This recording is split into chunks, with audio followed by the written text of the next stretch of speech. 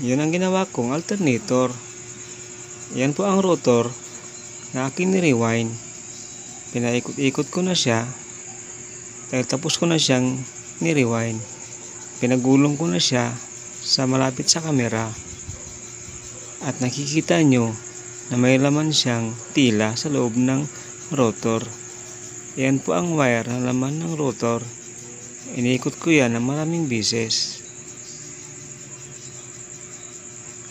At tapos inikot ko na pa ng inikot para makita nyo na maayos. Pinagulong ko na sa gilid. Dahil nilalapit ko pa ang isang stator na part ng alternator na nire-rewind ko rin.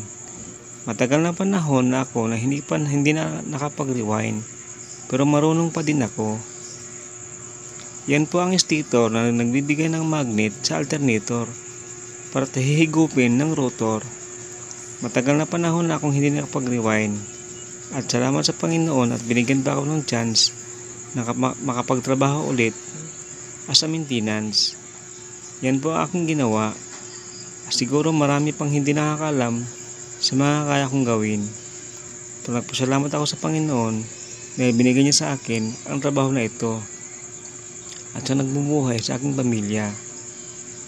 Yan po ang aking trabaho, nagre-rewind, nagre-repair ng mga starter at alternator at nagwa-wiring ng mga sasakyan.